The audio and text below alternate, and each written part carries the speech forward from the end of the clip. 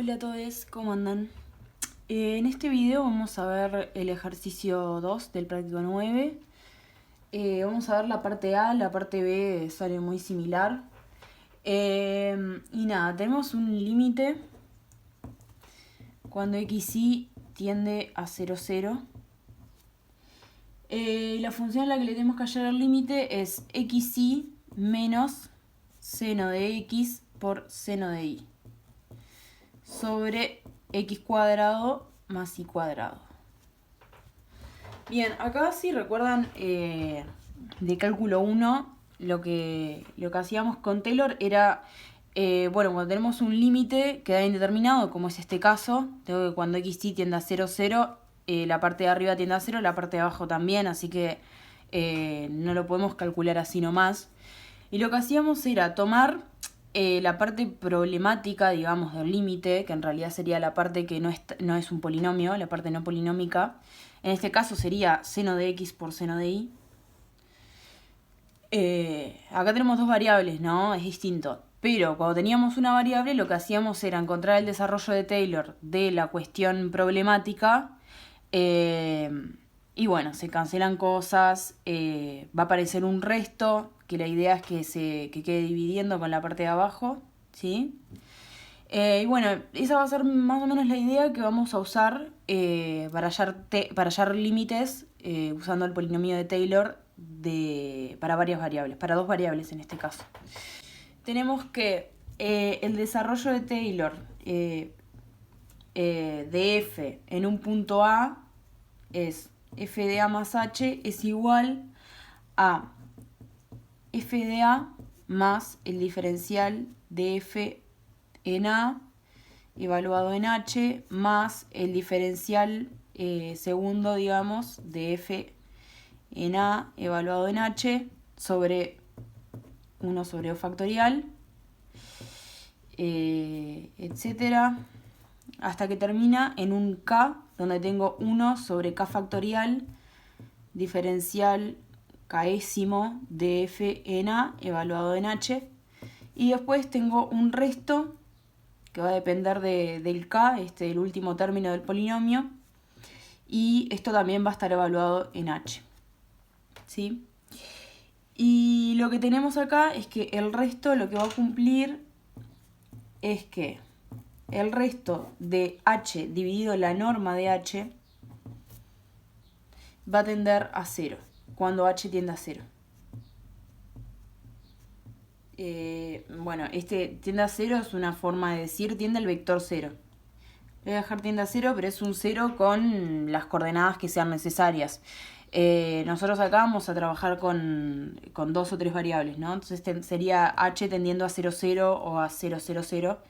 Pero le pongo un 0 ahí nomás y ustedes entienden. Bien. Bueno, en este caso, entonces, si fuéramos a aplicarle el polinomio de Taylor a esta función, tenemos que hallar el diferencial segundo y hasta ahí nomás, en realidad. Porque nosotros, para cuando hacemos un límite, tenemos que fijarnos hasta dónde lo hacemos dependiendo de qué pasa con el resto. A ver si me explico. Acá tengo el módulo de xy, que va a ser nuestro número que está tendiendo a 0, y va a ser el módulo al cuadrado, ¿no? El módulo de xy va a ser la raíz de xy, de x cuadrado más y cuadrado. Y esto, como lo tengo al cuadrado, me faltó algo acá cuando hablo del resto, acá va k más 1. Acá va dividido sobre la norma elevada a la k más 1. ¿Por qué les digo esto? Porque entonces acá si yo lo hago hasta orden 2, hasta orden 1, en realidad me alcanzaría. Si yo lo hago hasta orden 1, entonces el resto me va a quedar algo que tiendo a 0 cuando lo estoy dividiendo por la norma de h elevada a la 2. Y es justo lo que tengo acá. Entonces voy a hallar el polinomio de Taylor de esta función, le voy a llamar f de xy. Entonces quiero hallar el polinomio de Taylor de f hasta orden 1 o hasta orden 2, por ahí. Bien. Entonces lo que queremos es el polinomio de Taylor de orden 1 de f. El punto que nos interesa es el 0, 0. En 0, 0. Ok. Bien, pero fíjense que f en realidad, o sea, acá tenemos una manera directa de hacerlo, que es hallar el polinomio de Taylor de esta función, con esta fórmula que tenemos, suplantar acá y listo, con eso se llega bien al resultado. Pero hay una forma más fácil de hacerla, que es usando el ejercicio 1 del práctico 9, que dice, tiene dos partes, el ejercicio 1. La primera habla sobre una función que es producto de dos funciones y la segunda parte, la parte B, habla de composición de funciones. Lo que nos interesa acá es la parte A, que nos dice que si f de xy es igual a g de x por h de y, es decir, que puedo escribirlo como... Es una función de variables separables, ¿sí? Tengo una función que depende solo de x y una función que depende solo de y. Y están multiplicadas. ¿No? Esto es el caso que tengo acá. Tengo seno de x por seno de y. Mi función g y h serían las dos senos. Bien, lo que me dice el ejercicio 1 es que si tengo algo de este estilo, entonces los polinomios de Taylor se relacionan de la siguiente manera. El polinomio de Taylor de orden k de f va a ser igual al polinomio de Taylor de orden k de g por el polinomio de orden k de h. ¿Sí? Esto hay que demostrarlo. En el ejercicio 1 hay que verlo con cuidado. Es algo que parece muy natural, pero fíjense que acá estamos hablando de los polinomios, no de los restos. Y los restos no es que se multiplican y la multiplicación queda el resto de f. Hay que ver qué pasa ahí. Por eso les recomiendo que hagan el ejercicio 1. Pero si no, pueden simplemente usar este resultado que no habla de los restos, solamente me dice que los polinomios se multiplican. De los restos no sé nada. Solo sé que, bueno, este va a tener un resto que va a cumplir la condición del resto y nada, justo la parte polinomial va a ser la misma que el producto de estos dos polinomios. Ok. Bueno, entonces...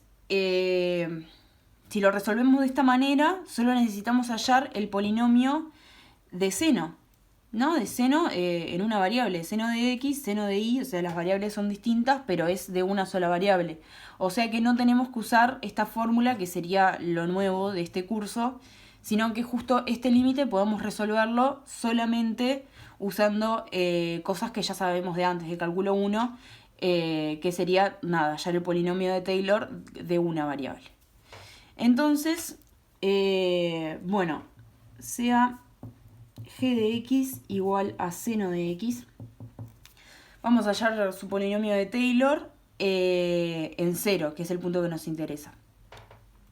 Esto ya deberían saberlo, pero igual lo voy a hacer. Tenemos que ver cuánto queda g en 0. Me va a quedar seno de 0 es 0.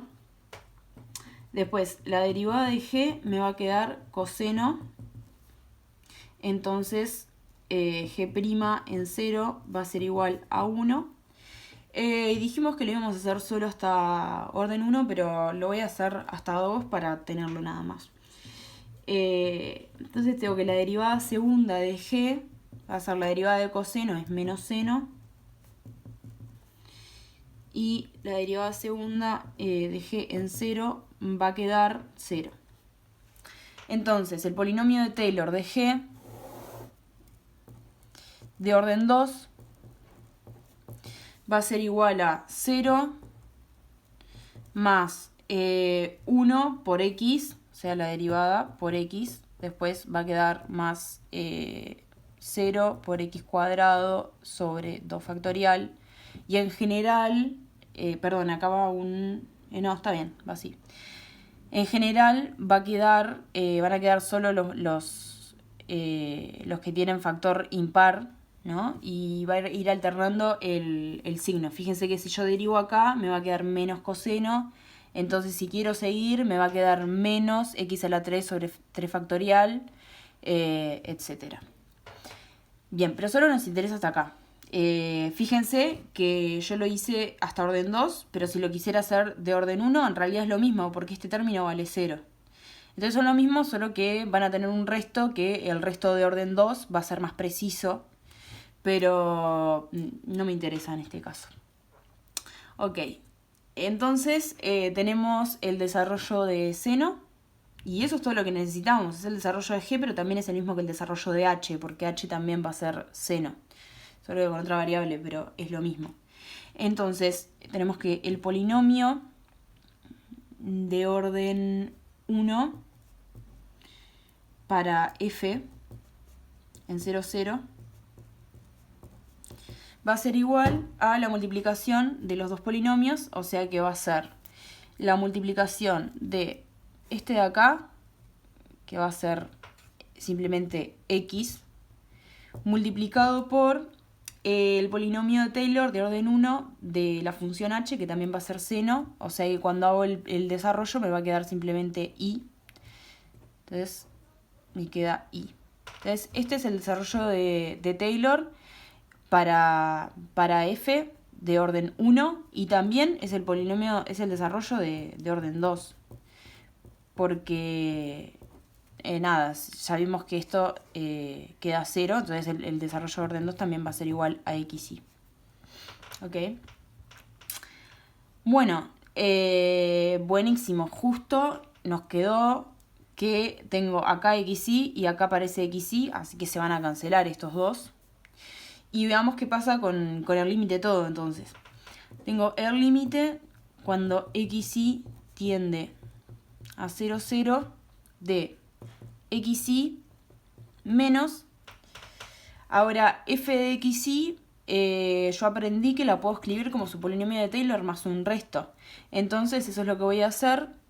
Lo voy a escribir como xy, que es el polinomio de Taylor, más el resto de orden 1, evaluado en xy.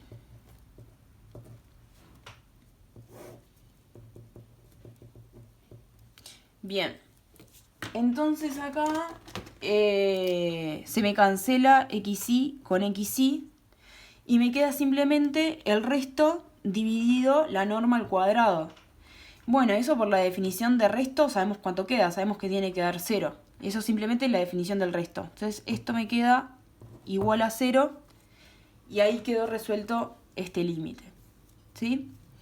Después la parte B no la voy a hacer en detalle, pero les voy a comentar más o menos cómo es. Es parecida a esta. Tengo el límite de e a la x cuadrado más i por i más 1 menos 1 más i menos i cuadrado sobre 2. Sobre, otra vez, el módulo al cuadrado. Entonces acá la idea es la misma que antes. Fíjense que la función problemática que tenemos es esta de acá. Entonces, un camino que es el seguro es hacer el desarrollo de Taylor de varias variables para esta función, que es esto que tenemos acá. Pero si usamos el ejercicio 1, podemos ver que en realidad es mucho más fácil calcular el polinomio de Taylor de esta función, porque e a la x cuadrado más i por i más 1 lo puedo escribir como e a la x cuadrado por e a la i por i más 1. Y esto me queda una función que depende solo de x y una función que depende solo de y. Entonces tengo otra vez que puedo recurrir a hacer el polinomio de Taylor de orden 1. Y entonces es mucho más fácil. Y después otro truquito que pueden usar acá para simplificarlo un poco más si quieren, es usar cuánto queda el polinomio de Taylor de la composición, que es la parte B del ejercicio 1. ¿Sí? Y ahí se le simplifica mucho más. Pero esta es la idea. Como ven, en realidad lo único que usamos fue la idea del desarrollo de Taylor, saber que existe y los resultados del ejercicio 1. Pero después quedó tan simplificado que en realidad no necesitamos nada más que conocer el desarrollo de Taylor de la funciones de una variable. Y eso ya lo conocíamos de antes.